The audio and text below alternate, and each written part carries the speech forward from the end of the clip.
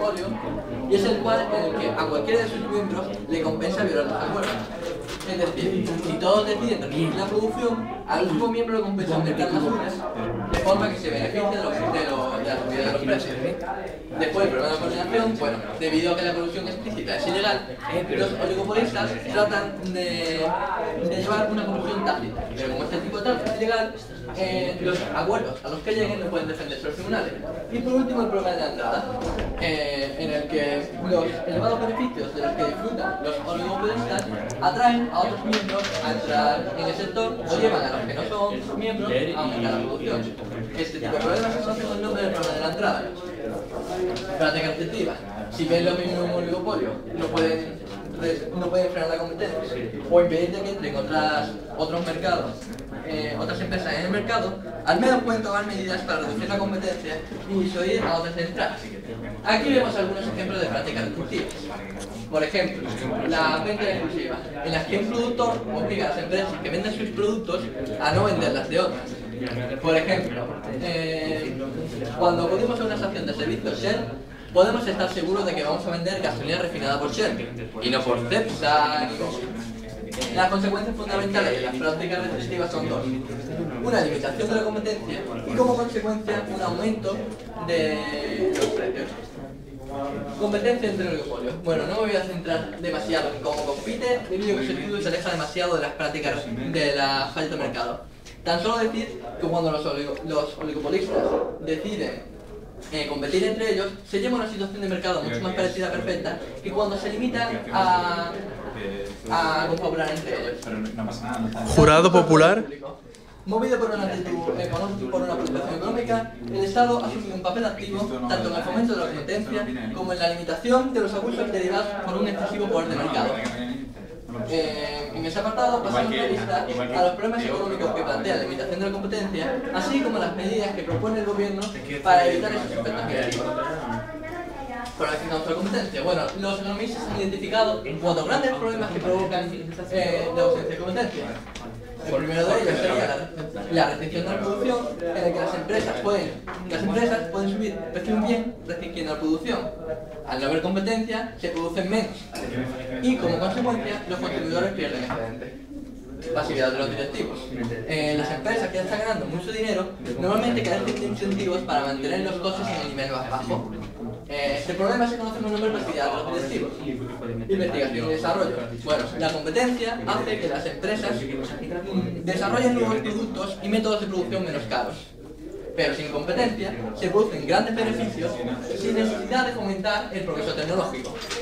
Por último, la obtención de rentas monopolísticas, en el que las empresas utilizan diversos mecanismos para disuadir a otras de entrar en el sector, mantener su ventaja y, por tanto, perjudicar el mercado. Doy paso a mi compañero Jorge. Bueno, mi nombre es Jorge y Raúl nos ha dicho que hay ausencia de competencia. Que cuando hay ausencia de competencia se generan problemas. Se generan problemas. Entonces, una de las formas que utiliza el gobierno para resolverlo es la nacionalización, que es coger una empresa y dejarla en manos del sector público.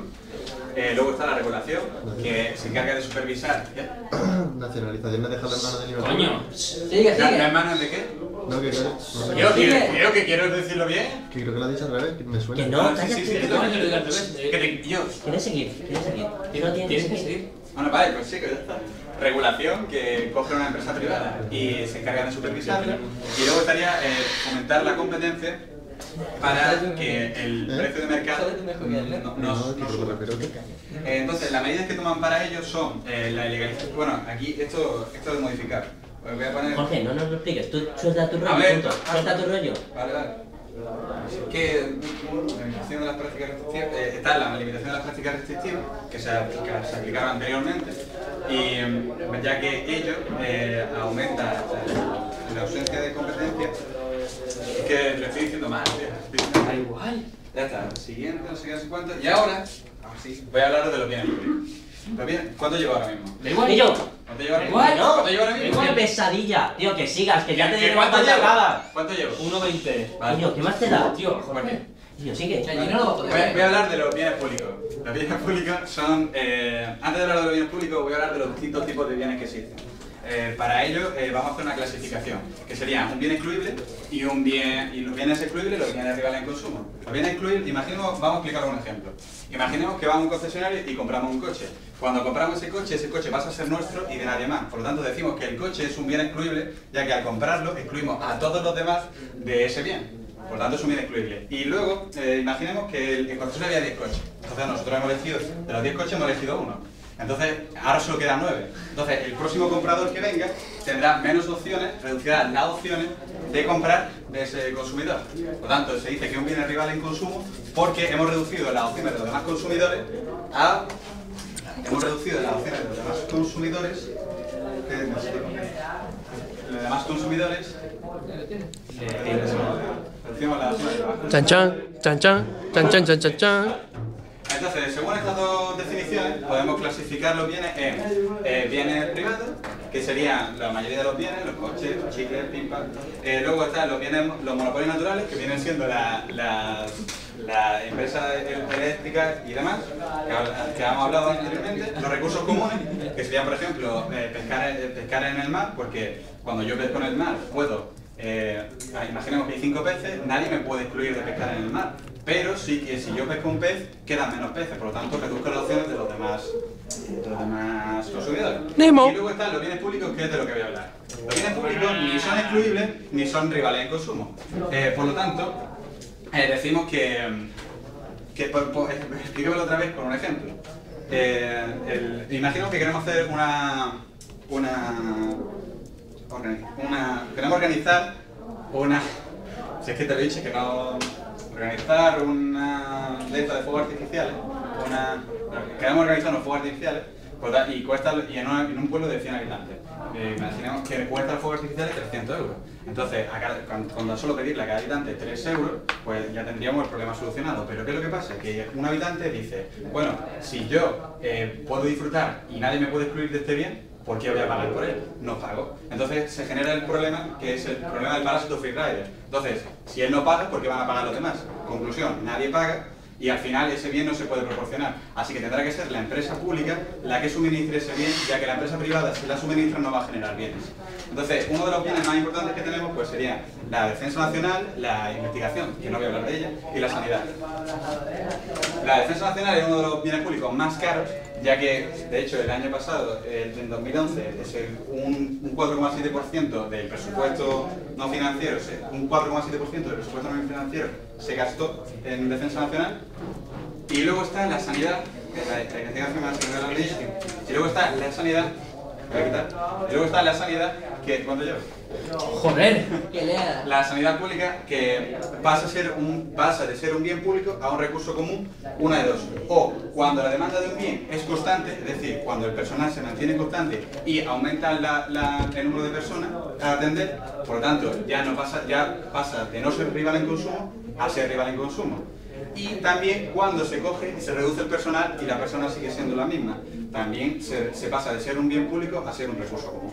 Entonces, como la sanidad es muy cara, una de las formas de reducir los costes sería invirtiendo más en prevención para así disminuir a la gente que consume este bien y así reduciríamos los gastos de sanidad. Y eso es todo lo que tengo que decir y te paso a Pablo.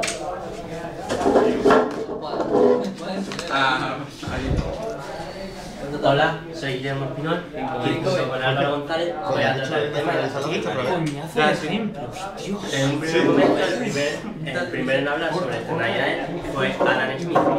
Después, Alfred Manson fue el primero en introducir el término externalidad como lo conocemos hoy día. Y Arthur Pigot introdujo las ideas de subvenciones e impuestos. Por último, Auton y Schumacher son dos autores que también hablaron sobre este tema.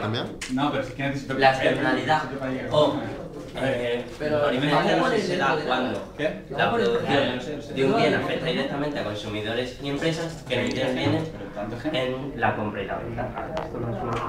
Se pueden dar en el consumo, en la producción o en el consumo y la producción a la vez, dependiendo de las decisiones que tomemos. Hay dos tipos de externalidades, negativas y positivas. La existencia de ambas, la existencia de una no implica la ausencia de la otra. Sí. Externalidades negativas son aquellas que perjudican a terceros cuando estos no intervienen en los actos de compra. Además, las externalidades negativas provocan un aumento de la producción de las empresas y aumentan el coste social de estas. Además, obligan a las empresas a permanecer en el mercado para obtener los beneficios esperados. Algunos ejemplos de externalidad negativa son las emisiones de CO2, fumar cigarrillos, los ladrillos de los perros o en los equipos de música a gran volumen en edificios de apartamentos. Aquí vemos dos gráficas. En la izquierda representa la producción de una sola empresa y la de la derecha representa la de toda la industria. Vemos las curvas del coste marginal y coste externo marginal, que es el coste impuesto externamente cuando se aumenta la producción.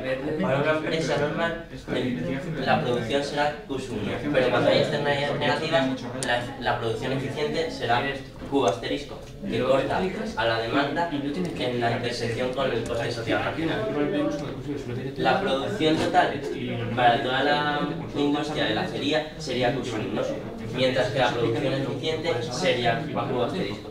Y el triángulo amarillo representa una pérdida irreparable en el bienestar social. Las externalidades positivas son aquellas que benefician a consumidores y empresas que no intervienen en los mercados. Algunos ejemplos podrían ser la vacunación, ya que al estar nosotros vacunados ni nos pueden contagiar ni contagiamos a los que nos rodean. Otra puede ser la reconstrucción de edificios históricos y sobre todo la investigación de nuevas tecnologías. Aquí vemos un ejemplo de cuando una persona decide invertir en arreglar su casa. Para esa persona el coste de P1 será demasiado elevado, por lo tanto la inversión eficiente será Q asterisco, que corta la línea de beneficio marginal en un precio B asterisco. Por último, decir que hay un último tipo de recursos, que son los de propiedad común. Estos recursos son gratis, es decir, no tenemos que pagar por ellos, y esto conlleva a un uso excesivo de ellos. Un problema para solucionar esto podría ser que una única persona gestione es decir, y sobre todo será el Estado quien lo haga. Doy paso a mi compañero Álvaro. Ejemplos podrían ser el agua y el aire, la pesca y la fauna o la extracción de minerales. Y ahora ya sí, doy paso a mi compañero Álvaro. Gracias, Guillermo. Hola, buenas, yo soy Álvaro y voy a centrarme en el estudio del control de las externalidades. Recordando que las externalidades son un fallo de mercado, por tanto hay que corregirlas. Normalmente es el gobierno el que interviene en la corrección de la externalidad y hay tres tipos. Está la regulación, impuestos y subsidios y los permisos para contaminar. Empezamos con la regulación. La regulación. El gobierno dictamina que ciertos comportamientos sean o prohibidos u obligatorios. La prohibición suele ser por contaminación. Un ejemplo puede ser la contaminación de un río que el gobierno la prohíba. Los economistas no están de acuerdo con este método porque dicen que es un error usarlo. No se puede prohibir todo lo que contamine, como veremos más adelante. Siguiente tipo. Impuestos y subsidios. Con este método, las externalidades negativas se corrigen mediante impuestos y las externalidades positivas mediante subsidios. Los economistas apoyan este método. ¿Por qué? Porque es justo. Se puede regular el impuesto para conseguir la contaminación deseada con la máxima recaudación. También es bueno para el medio ambiente. Con la regulación se pone una marca fija. No hay ninguna motivación económica para seguir contaminando. A mí no se me ha grabado, tío. A mí no se me ha grabado. Contamine, menos paga, por lo que sí hay una motivación económica y las empresas mueven sus esfuerzos para contaminar menos. Un ejemplo de impuesto muy claro es la gasolina. Este impuesto se pone por tres motivos diferentes. Primero, por el tráfico, para reducirlo. Después, para disminuir los accidentes. Y por último, para disminuir la contaminación. Después, pasamos al último tipo, que son los permisos comerciales para contaminar. Son permisos distribuidos por el Estado pone un límite a cada empresa para contaminar. se puede comerciar con ellos, compra y venta de derechos de contaminación. Y esto favorece el pacto entre las empresas. Con esto, el gobierno crea un nuevo recurso escaso, que se desarrollará en un mercado gobernado por la ley de la oferta y la demanda. Aquí vemos una comparativa con dos gráficas donde se muestra aquí los impuestos correctivos y aquí los permisos para contaminar. A priori parecen métodos muy diferentes, pero realmente no lo son, porque vemos que la cantidad de contaminación es la misma para ambos métodos. Después, objeciones a los métodos. Los ecologistas lo resumen en la frase: no podemos dar a nadie la opción de contaminar por una tarifa. Los economistas dicen que eso es un error con la frase: la gente enfrenta disyuntivas. Todo tiene un precio. Grábame tú a mí ahora. Grábame y nos vemos todos ahora. A una alimentación sana, que me grabes ahora, así nos vemos todos. A seguridad. Después, aparte de la intervención del gobierno, están las soluciones privadas.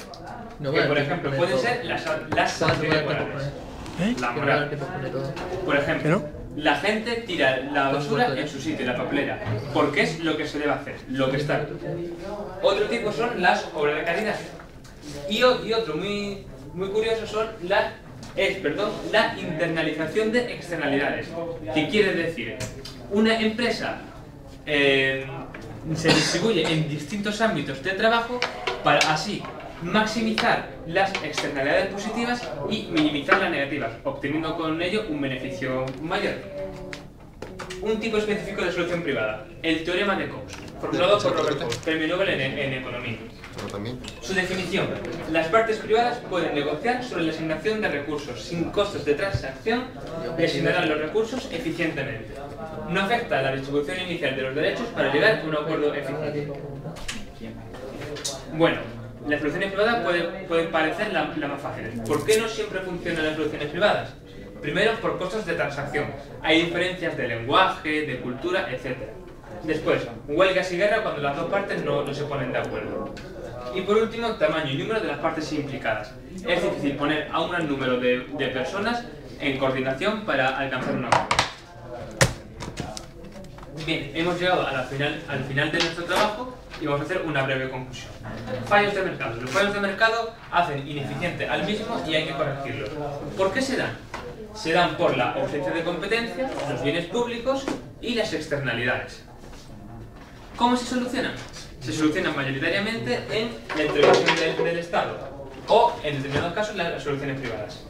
Bueno, no hemos acabado, podemos hacer unas preguntas como, por ejemplo: Jorge, ¿qué diferencia hay entre una externalidad positiva y negativa? Sé que me pasa un poco, pero... No, lo has hecho perfecto. ¿Qué pregunta vamos a hacer? Porque vamos para dentro de nada.